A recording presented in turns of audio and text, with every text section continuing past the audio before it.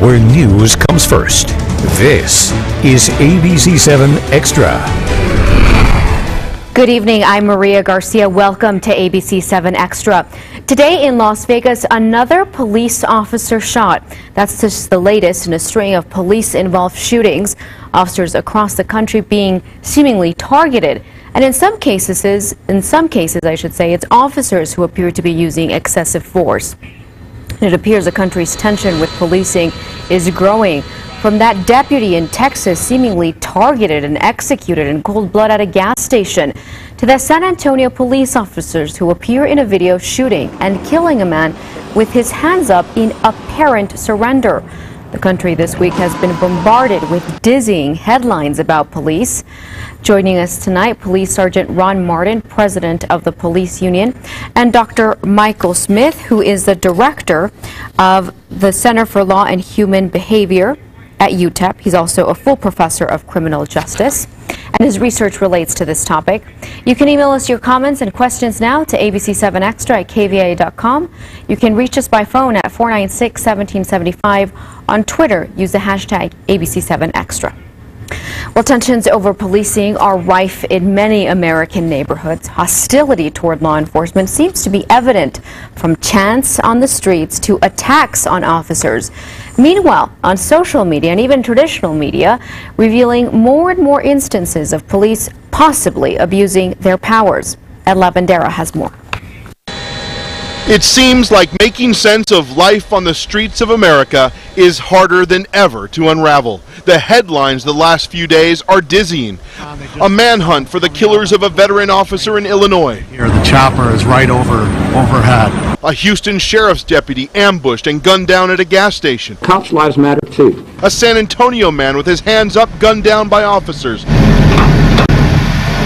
Anti-police chants in Minnesota. Pigs in a blanket, fry like bacon. Houston's Harris County sheriff, still mourning the loss of one of his deputies, worries the debate is taking a toll. Certainly those kinds of extreme rhetoric can lead to unintended consequences. The fury over some of these incidents rages, polarized opinions fueling the anger. Even a video doesn't tell the whole story behind a shooting.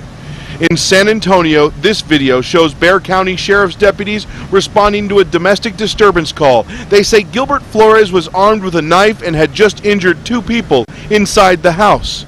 Flores has his hands up, officers shoot. A local TV station first aired the video, and the Sheriff's Department says doing so put its officers' lives in danger. The department encouraged people to call and complain, tweeting out the station's phone number. It can't be us against them.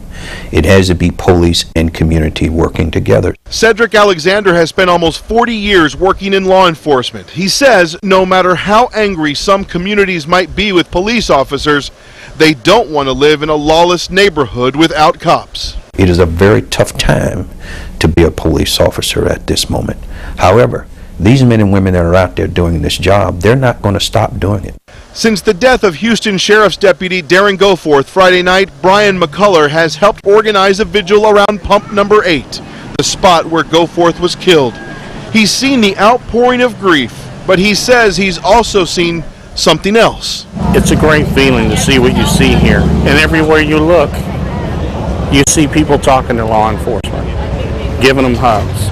And maybe this is a start to something different. Maybe. Maybe. These days, feeling optimistic isn't easy. It is not easy. Joining us now, Sergeant Ron Martin with the El Paso Police Department, president of the police union. Thank you so much. Nice to see you, Ron. Good evening. And also Dr. Michael Smith, full professor of criminal justice at UTEP. Thank you so much for joining us. You're welcome. So let me just get your general thoughts. What do you think, as someone who's been in law enforcement for several decades, when you see a week like this, really a year like it's been in the country, where every week there seems to be a new headline involving tension with police, a police shooting, violence to and from police officers, Ron? Well, it's not the first time it's happened. We don't have that type of issues here in El Paso. You don't see what you see in other communities here in El Paso. My personal opinion, the media has taken this to a new level. It's getting to the point to where that's all you see every single night on the news is gun battles and police officers shooting or being shot at, and riots and protests and stuff like that. That has occurred across the nation for years. It's just getting to the point now where it's just the media is just time after time after time. But I mean, it has been a very eventful year when it comes to police tension. I mean, I don't think you can attribute it all to the media. There's clearly a larger national conversation about policing and the use of force and race in America. Yeah, yes, there is in other communities. In El Paso, we've never had that type of issue. We've had an officer actually shot here. You guys remember Officer Garcia did a drive-by. Somebody pulled up beside him and basically tried to kill him. That hit the media for a certain amount of time, and then it kind of stopped. What's kind of happening around the world and around our nation is social media, news media, people getting their 5, 10, 15 minutes of fame. They're going on the news showing clips of officers, clips of things occurring, and it's kind of painting a darker picture than what it is. Well, there is no doubt that this is a new era in terms of the accessibility of video when you deal with police officers. People can now record on their cell phone anytime, anywhere. In Bexar County, it was someone who was parked a few blocks away who police didn't know was recording when they shot the man who, according to this video, looks like he's in apparent surrender. How are police departments adapting to this, do you think, Dr. Smith?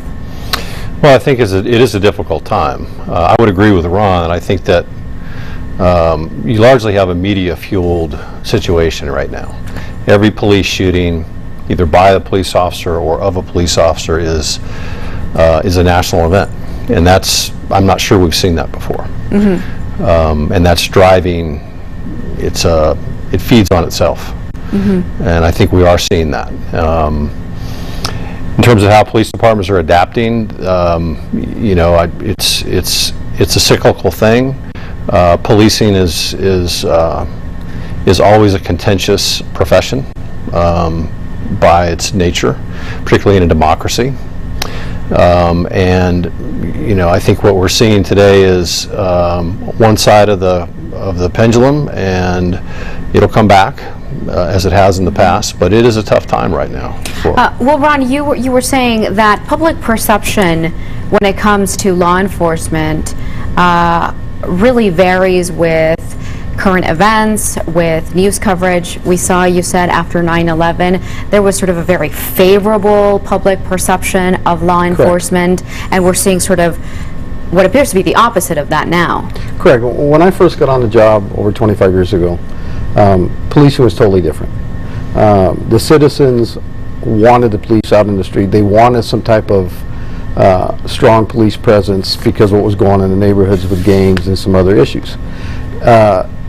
Then all of a sudden, Rodney King hit, and the pendulum swung in favor of law enforcement to the other side of the spectrum. And we stayed that way for a long period of time until 9/11. Where there was a negative perception of law enforcement. And then when 9/11 hit, the pendulum swung to the total opposite, where every law enforcement officer, firefighter, first responder got the training, the equipment, everything that they needed, and they were held to their hero standard. And then as you see what's going on lately, the pendulums start coming back down to the other side, and people are starting looking at law enforcement and going, well, they're starting to question everything that we do. Well, and I think, you know, you can't ignore that coordinates with certain events that have caused national conversation about race. The death of Trayvon Martin, George Zimmerman.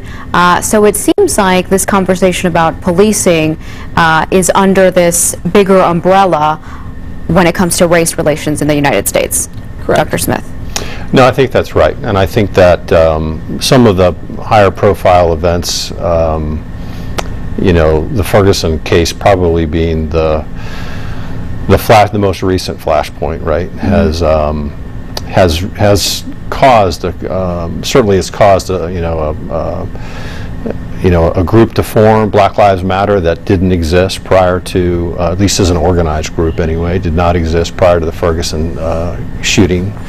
So that's new, and I think that we're seeing that play out across the country, and you know, and I think it's a conversation worth having. The larger conversation about race and policing is, I think, a conversation worth having. I do think that the media is fueling, though, some of this perception that the police are out there gunning people down right and left, you know, in some way different than they have in the past, which I don't think is accurate. Bexar County Sheriff saying the Black Lives Matter rhetoric is harmful towards police officers, that it endangers them.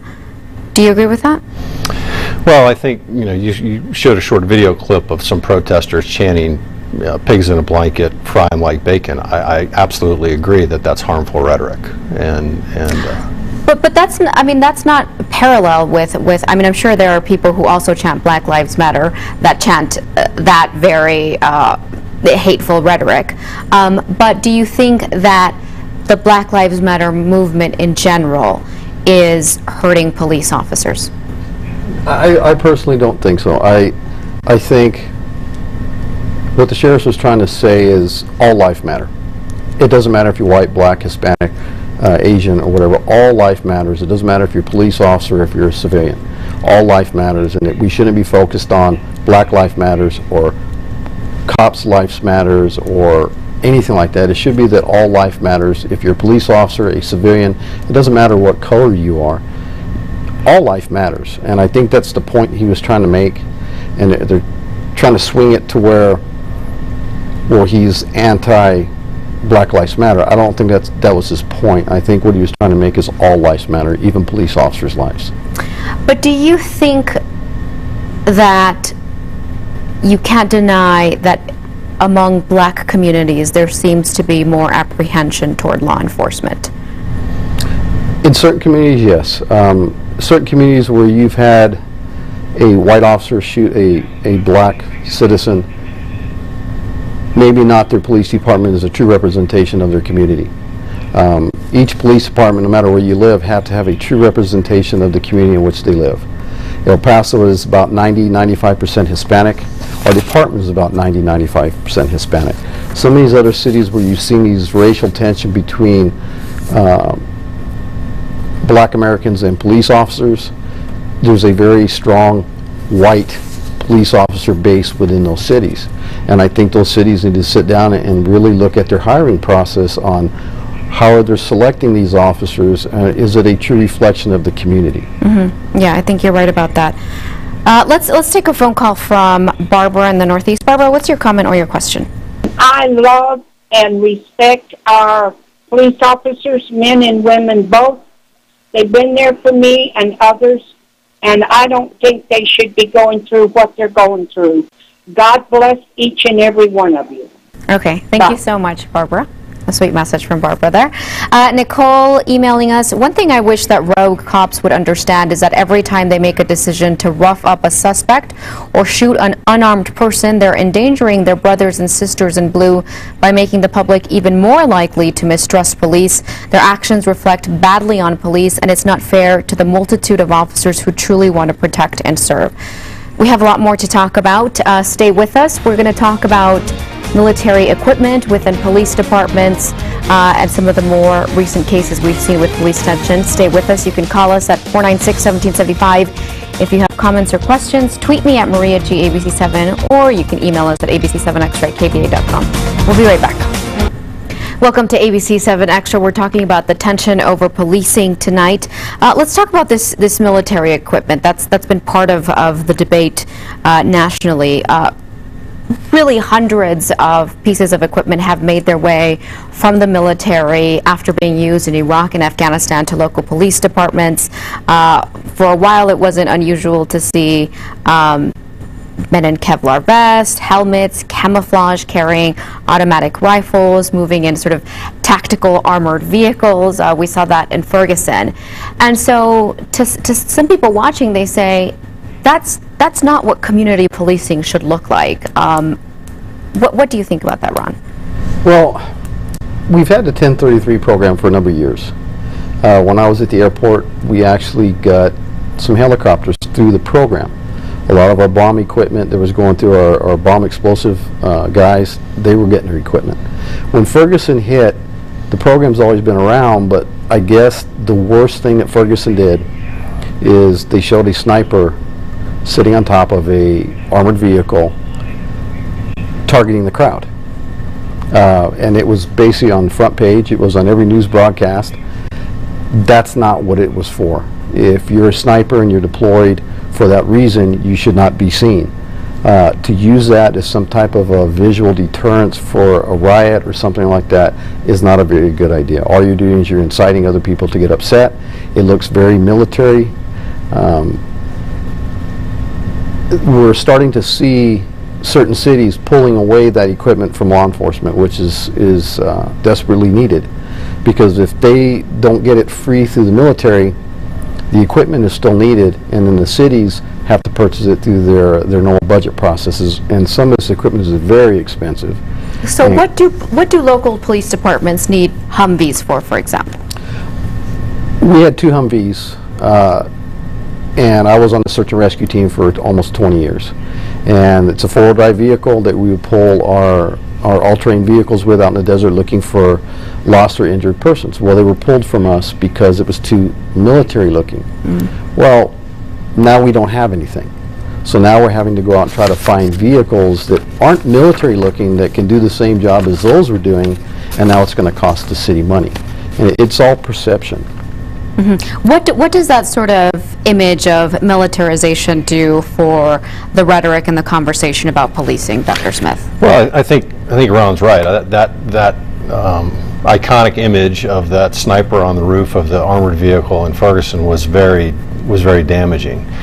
On the other hand, Ron's also correct that police agencies need this kind of equipment. They need armored vehicles. They have to have that capability. Do they need them every day? Absolutely not. But when they need them, they really need them. And my fear is that we're in a situation politically where it's going to be difficult for agencies to deploy that kind of equipment, let alone procure it when it's needed. And that may put people at risk at some point. Okay, we have a tweet from Leslie. If you're not doing anything wrong, you have nothing to fear. Law enforcement deserves more respect for their hard work and dedication. Ron, I wanted to ask you this. Covered this earlier this year. Okay. In the most recent independent study of the El Paso Police Department of the traffic stops that every police department is required to conduct, what concerned some city officials was the fact that out of African Americans who were stopped by the El Paso police, 19.1% of them were searched, and that was significantly higher than white people who were stopped, or Hispanic people who were stopped, or Asians who were stopped. The police department said, that's not racial profiling, but that number still concerned some El Pasoans. Well, you don't have an average of, if an officer stops you and there's enough probable cause for a search, he's going to search your vehicle. It doesn't matter if you're white, Hispanic, or black. If you think they're doing it and they don't have probable cause, or you think they're doing it because of racial profiling, there are ways to file a complaint. There are ways to call a supervisor to the scene. There are other things that you can do to address that concern.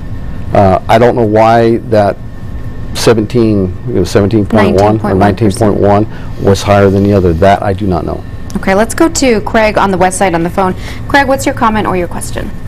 Well, I think it's very nice that you say that your police department works without bias. But as an Anglo, I can tell you I have been pulled over by Hispanic officers many a time, given tickets, never had to pay a one because they never show up in court. But I believe Anglos are discriminated against, and I believe that we're more like 18% of the population, not 5%. Thank you very much. Craig saying he believes Caucasian people here in El Paso are discriminated against by Hispanic police officers. My response to that? No, no, they're not. So Beyond the no, what would you say to Craig? What steps does the police department take to ensure something like that doesn't happen? Your normal traffic stop, you have to have some type of probable cause. They committed an infraction or some illegal activity. You can't just stop somebody to stop somebody. If somebody is stopped just because they're white, black, Hispanic, they should address the concerns to Internal Affairs or to the Chief of Police. And if that officer truly stopped them for a racial reason, that officer does not belong on this department. Okay.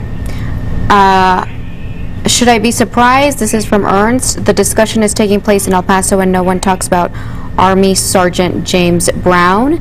And from Tony, could it be there is a lack of discipline in our society that has created this confrontation with police officers? Children aren't being disciplined by their parents and cannot be by their teachers anymore. There seems to be a growing lack of respect to any kind of authority for many years. And that's from Tony. What do you think of that comment, Dr. Smith? Well, again, I think, we're in a period of time where the political climate is such, and we've had some high-profile police shootings that have garnered national attention, and we're at a time where that's a focus, and it's part of the national conversation. We've been in these times before, and policing typically has improved or gotten better as a result of the conversation. So I think it's worth having, and I think it will, but the pendulum will eventually swing back, and we won't be in such a tense time between police and citizens. All right, we have to take one last break. When we come back, we're going to get to more of your phone calls and questions. So stay with us. You're watching ABC-7 Extra. Back to ABC-7 Extra, we're talking about the police tension across the U.S. I want to address the tweet that we got earlier, actually the email saying, this is happening in El Paso. We're not talking about Sergeant James Brown, and he was the active duty soldier who didn't survive that 2-day DWI sentence at the El Paso County Jail. Here, the video showed that he was subdued by deputies there at the jail. Do you remember that case, Ron? Yes, I remember it. I believe he passed away inside the El Paso County Detention Facility. I mean, and those are the kinds of videos that I think make people really, really afraid sometimes of law enforcement, and that give out this perception that law enforcement sometimes uses excessive force when it's not necessary. Correct. I mean, I can't speak for the detention officers. It's a totally different organization than the police department. The county sheriff's, yeah. There's no excuse for that. The only thing I've told my sons this in the past. When you're stopped by a police officer, do what they ask you to do. Don't be rude. Don't be obscene. Don't be smart with them. Just have a professional interaction with them, and you're going to go on your way. You're not going to get arrested if you're not doing anything wrong. And I think that's what's happening around our nation right now, is when you're stopped by a police officer and you have a camera with you, you record this interaction with you and the officer. And a lot of the times when you see the reaction of the person filming it, they're pushing the buttons of the officer, trying to get a reaction. They're saying certain things, they're doing certain things, trying to get the officer to overreact so they can get their 15 minutes of fame on YouTube or wherever the video lands. My thing is, when an officer stops you, you've done a traffic infraction or criminal offense, just do as the officer asks you. But officers are enforcers of the law. And shouldn't they be held to a higher standard? I mean, yes, these are the people we trust to not only protect us, but to deal with taunters or potential criminals. So even if somebody is taunting them, trying to push their buttons, shouldn't we expect them to rise above the fray, to rise above that, and not to use excessive force? And if an officer goes to that level, loses his cool, uses excessive force, and does things that is not allowed, that officer will be and should be terminated or sanctioned in some way to lose his job. I mean, officers don't like bad officers out there doing certain things acting criminal in nature. Officers don't want to work with other officers like that. Let's go to Ben on the east side on the phone. Hi, Ben. What's your comment or your question? Yeah, I'd just like to say that, you know, the men in blue are trying to help our community stay safe. And what we need to do is that if we're being pulled over, if they're you know, they're trying to help us keep our communities safe. And, you know, we should comply with police officers, not, you know, get in their face and tell them that they have no right to do what they're doing. Comply, and they probably won't do, you know, they probably won't have any problems. There won't be any problems with them. Okay, thank you so much, Ben, for your comments. Let's talk about body cameras. We're seeing police departments across the country trying to purchase these for their officers so that in cases where there's question about whether there was excessive force, there can be these videos. What do you think of that, Dr. Smith? No, I think they're growing in use. You know, certainly everybody nowadays has a cell phone or some device that's capable of recording an encounter. I think it makes a lot of sense for the police to have a non-biased version of the events that take place that you might get from a body camera. I think there's some advantages to them today. I think that they're expensive though, and they're you know, the storage, the data storage that goes along with those hours and hours of high-def video is enormous. Right. So there's some real technical issues with them. That said, I think if we can solve those and make them affordable, I think that they can play a constructive role. Ron, body cameras for the El Paso Police Department, would you like to see them? We're not against them. Every single one of our units actually has a video audio recording in it now. The officers are all mic'd up already, so it's not a major issue to have a body camera.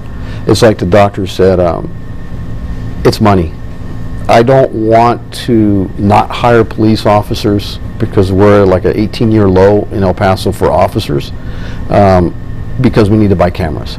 If the state or the federal government could step in and assist El Paso with purchasing them, I don't have an issue with them. The only problem I have with them is, what do you record and release to the media, and what do you not? You know, if I get involved in a critical incident and I'm forced to shoot somebody, and 15 minutes later I'm talking to my wife and my kids on the phone so they don't get scared and I can calm them down to tell them what's going on. I don't want that recording to be released for everybody to hear. You know, it's not like I did anything wrong, but that's my personal discussion I'm having with my family. You know, when an officer uses deadly force, it's not a very easy thing for an officer to shoot somebody and just, oh, okay, well, I'm going to go off to work again. No, I mean, it's an emotional roller coaster for officers. Some officers get involved in shootings and they never come back. They can never accept that they had to take a human life, even if it was justified. Some of them end up quitting the department because they just can't handle the stress. Okay, Vernon, email us, when you approach an African-American suspect, are you at a higher alert level versus approaching a suspect of a different race? To me, it seems that officers take a little more precaution when dealing with black suspects. I've been pulled over while riding with a white friend, and the experience was way less tense. Why is this? Me personally, I treat everybody the same. When I do a traffic stop, I use caution. I watch the vehicle, I watch the driver, I watch the passengers. I want to see their hands. I want to do, if they start doing certain things that make me nervous, then my tension level rises and how I'm addressing them and how I'm going to approach them rises. I don't think it's black, white, Hispanic, or whatever. When an officer stops somebody, we don't know you. We're not your friend. We don't know what you just did or what you might have just did. To us, it's the first time encounter with somebody we don't know. And we're going to take precautions so we can go home at the end of the day alive, because we don't know these people. And once we get into the interaction and it's not a threatening situation, there's no crime being committed, you can see the officer's threat level come down and they start acting a little bit more real. They're not on that sense of something may happen. And I think, you know, you speaking personally at a micro level, I can say that, but at a macro level, at a societal level, Dr. Smith, why is there this pervasive conversation that there is heightened tension between black communities and police departments? Well, look, there's no question that there's an historical basis for that, right? I mean, African-American population is the only major ethnic group in the country that was brought here as slaves, and that historical legacy certainly has an effect. It has an effect in the African-American community in the way in which they view police and agents of authority. There's no question about that. We've had times in the nation's history, the 1960s in particular, where there was a great deal of tension between police, particularly in the South, and African Americans. And so it's certainly understandable that there is a different level of attention between police and African Americans compared to police and other ethnic groups because of that history. So aren't people doing a disservice when they say a disservice to the conversation when they say, you know, there is no issue when it comes, you know, police officers are colorblind essentially when they deal with suspects. Well, at a micro level, yes, I believe that most officers, you know, are not racist, but at a societal level, I mean, there's clearly an issue. Well, and I think, you know, that societal issue that you've mentioned is made up of of hundreds or thousands of micro encounters that occur every day. You know, there were 64 million encounters between police and citizens a couple of years ago. So, you know, on an individual level, I would absolutely agree with you. You know, most officers, I think, do a good job, and they try to treat people as human beings, and no matter what their race. But that doesn't erase the historical tension, I think, that's been there between police and African Americans in particular. Okay, well, thank you so much for joining us. We're out of time. Thank you so much, Dr. Smith. Thank you. Thank you so much, Ron. Always good to see you. Thank you. And thank you so much for joining us on ABC-7 Extra. We hope you found this informative, and we'll see you next week. Bye.